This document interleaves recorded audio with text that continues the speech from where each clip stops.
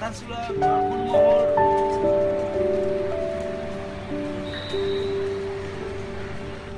এইখন মনমোহন এক্সপ্ৰাইম মিনিষ্টাৰ মনমোহন সিঙৰ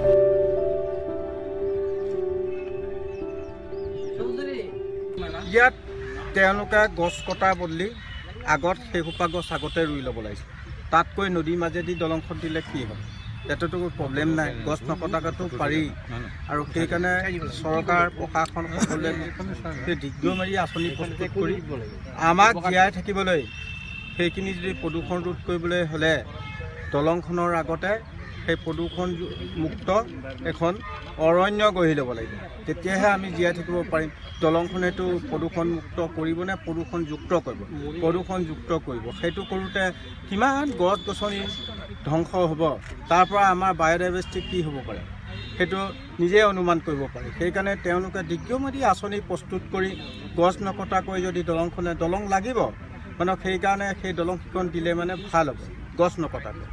তো বিদেশৰ আগতে যিবোৰ দেশ জনসংখ্যা বেছি আছে, চাইনা ইণ্ডিয়া এটাতকৈ বিশ্বৰ ভিতৰত জনসংখ্যা বেছি। চাইনাত যদি দলঙৰ ওপৰত ৰাস্তা বনাব পাৰে, ভাৰতবৰ্ষত কিয় নোৱাৰে? তেওঁলোকে সেইটো পৰিকল্পনা লওক, এই পইচাটো তাত খৰচ কৰক অভাৰব্ৰিজ কৰি, তাতোতো আমাৰ প্ৰব্লেম নাই, গছবোৰ গছবাগেই থাকক। আৰু উত্তৰ পূৰ্বাঞ্চলৰ বহু কণ্ডিশ্যন আছে। এণ্টাৰ্কটিকাত যেতিয়া বৰফ গলিবলৈ আছে, সুমেৰুত যেতিয়া বৰফ গলিবলৈ আৰম্ভ কৰিছে, হিমালয়ত যেতিয়া বৰফ গলিব, তেতিয়া উত্তৰ পূৰ্বাঞ্চলত 100 বছৰৰ পিছত পানী নাইকিয়া মৰুভূমিত পৰিণত সেই কথাটোলৈ আহি আছে। সাগৰৰ কাষত থকা দেশবোৰ ডুবি যাব, তাৰ মানুহবোৰ ক'লৈ যাব?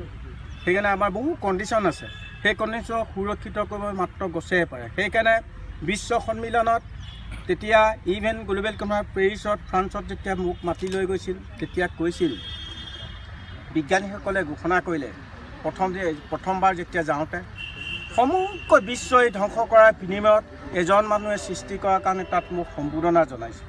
মানে গছৰ বিহনে পৃথিৱীক কোনেও বচাব নোৱাৰে। পাব্লিকলৈ জনসাধাৰণো আৰু চৰকাৰো থাকক, তেওঁলোকেও অক্সিজেন ল'ব, এই গছৰ পৰাই লৈছে, গছ পুলি লৈছেতো, সেইকাৰণে তেওঁলোকেও সেইটো জীয়াই ৰাখক।